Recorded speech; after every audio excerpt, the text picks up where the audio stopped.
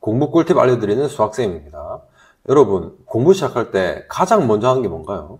대부분 책상 정리하고 인강 틀고 문제집을 펴드리겠죠. 유튜브에는 정말 다양한 공부법 영상과 노트 정리법이 넘쳐납니다. 하지만 그중 많은 방법들이 오히려 공부 효율을 떨어뜨리는 잘못된 방법이라는 사실 알고 계셨습니까? 저는 지금 학원 현장에서 학생들을 가르치는 원장입니다. 오늘 영상에서는 실제 학생들이 자주 행하는 잘못된 공부법 5가지, 그리고 뇌과학으로 입증된 효율적인 대처법까지 전부 알려드리겠습니다. 이 영상 끝까지 보신다면 여러분들의 공부 루틴이 완전히 새롭게 바뀔 겁니다. 자, 바로 시작하겠습니다. 같이 보시죠. 첫 번째는 잊어버리기 전에 복습하는 공부법입니다. 보통 선생님들이 이렇게 말하죠. 오늘 배운 거 집에 가면 바로 복습해라. 사실 저도 학생들에게 이 말 정말 많이 했습니다. 그런데 정작 저도 학생 때는 오늘 배운 거 내일 바로 공부하지 않았거든요. 하지만 가르쳐줬던 내용을 학생들이 까먹을까봐 선생님이 가지는 막연한 노파심 때문에 학생들에게 오늘 배운 거 집에 가면 꼭 복습해라고 당부했던 것 같아요. 하지만 독일 심리학자 에빙하우스가 제시한 망각 곡선에 따르면 기억은 시간이 지나면서 자연스럽게 희미해질 때 다시 자극받아야 장기 기억으로 전환됩니다.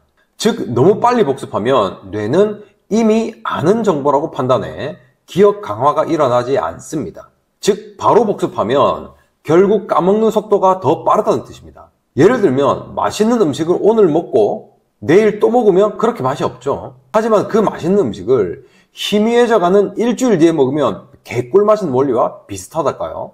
실제로 저도 공부를 하던 학창시절에 희미해져가던 개념이 다시 머릿속에 들어오면 그 이후로는 아주 선명하게 오래 기억을 했습니다. 그렇기 때문에 여러분들도 잊을 즈음 복습하시면 됩니다. 그런데 그게 대충 언제인지 감을 잘 못 잡겠죠. 그래서 제가 딱 정해드리겠습니다. 1일, 3일, 7일, 14일 이 간격으로 복습하세요. 조금 잊어버렸다고 느낄 때 복습해야 뇌의 시냅스가 강화됩니다. 그러면 뇌는 이건 중요한 정보라고 인식합니다. 그리고 장기 기억으로 넘어가는 거죠. 이것을 바람직한 어려움이라고 부르는데요. 즉, 조금은 불편해야 기억을 더 잘한다는 것입니다. 같은 원리로 행복했던 기억은 잘 잊어버리지만 나빴던 기억은 평생의 트라우마로 남아서 잘 잊혀지지 않는 것과 같은 원리입니다. 그렇기에 공부도 조금 불편한 상황에서 마주해야 된다는 겁니다. 두 번째는 한 과목에만 2시간 이상 몰입하는 마라톤식 공부입니다. 공부는 오래 앉아있는 싸움이다. 이 말은 절반만 맞습니다. 한 가지 주제에 60분 이상 몰입하면 전두엽의 활성도가 급격히 떨어집니다. 비슷한 자극이 반복되면 뇌는 중요하지 않다라고 판단해 집중력이 사라집니다.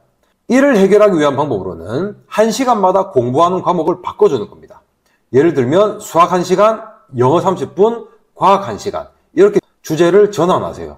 다른 과목으로 바꾸면 뇌는 새로운 패턴이 들어온 것을 인지하고 다시 깨어납니다. 그리고 유사 개념을 섞을수록 뇌는 차이를 인식하려고 더 강하게 작동합니다. 여러분들도 유사 주제를 공부하다 보면 차이점이 뭐지? 라는 의문점을 느껴본 적이 있을 겁니다. 그때 뇌가 강력하게 작동한다는 거죠.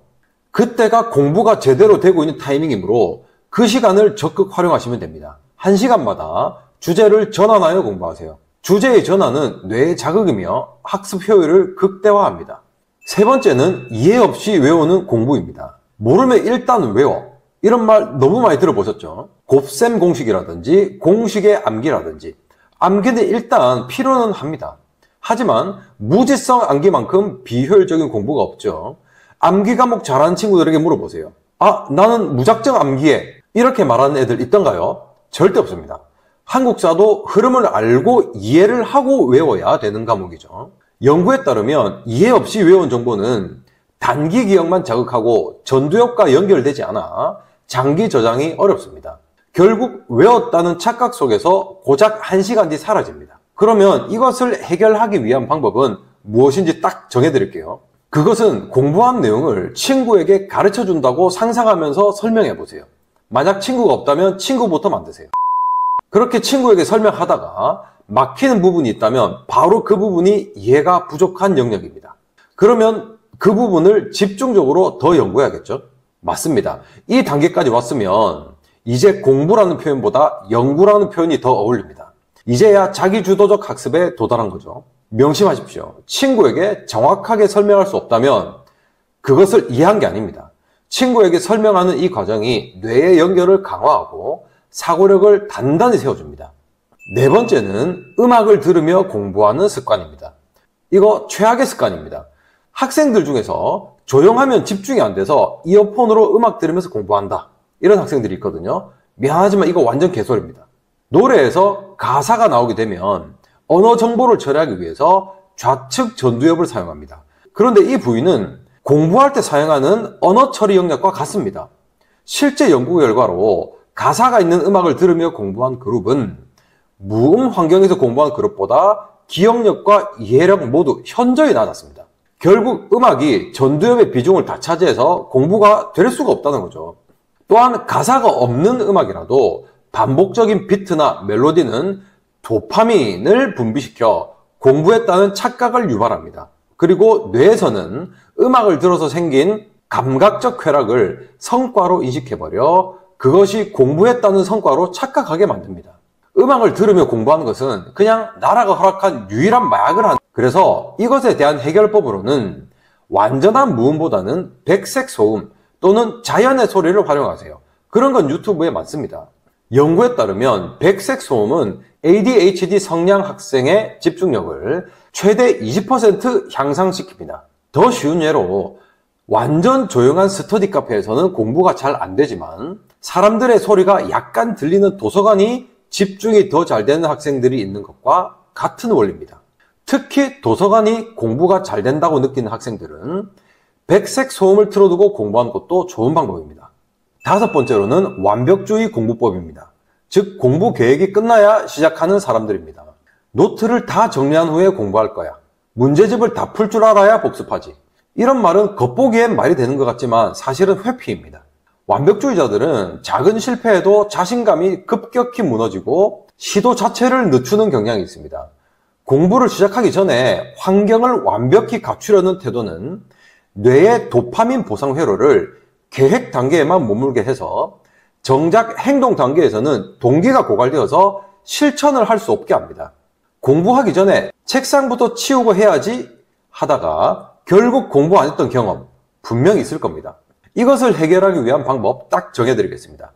만약 책상이 더럽다. 그러면 그냥 하는 겁니다. 노트 필기가 다 안 되어 있다. 그러면 필기되어 있는 부분만 하는 겁니다. 시작 자체가 훨씬 중요한 것입니다. 그리고 공부 계획은 절대 거창하게 세우지 마세요. 최대한 단순하게 짜세요. 제가 사용한 방법 알려드릴게요. 이 방법은 극피들에게 유용한 방법입니다. 제가 극피인데 이 방법으로 엄청 큰 이득을 봤습니다. 그것은 바로 목차를 보며 계획을 세우는 것입니다. 목차를 펴고 오늘은 이거, 내일은 이거, 이렇게 단순하게 계획을 세우세요. 그러면 시간 절약도 되고요. 어려운 단원도 있을 거고 쉬운 단원도 있을 텐데 쉬운 단원을 학습하는 날에는 빨리 공부가 끝나니 휴식이 생겨 뭔가 보상을 받는 느낌도 들 겁니다. 자, 마무리 결론입니다. 오늘은 뇌과학에 근거한 잘못된 공부법과 그 해결책에 대해서 알아보았는데요. 결국 우리 몸의 대장은 뇌입니다. 뇌에서 분비한 호르몬들이 우리 모든 것을 좌우하거든요. 무작정 열심히 공부해야지 라고 하면 되던가요? 안 되죠. 뇌에서 올바른 타이밍에 올바른 호르몬을 분비하게 만들어야 합니다. 그러기 위해서는 올바른 생각이 아니라 올바른 행동을 해야 합니다. 5가지를 기억하세요. 첫 번째, 복습은 까먹을만 하면 복습하세요. 제가 딱 정해드렸습니다.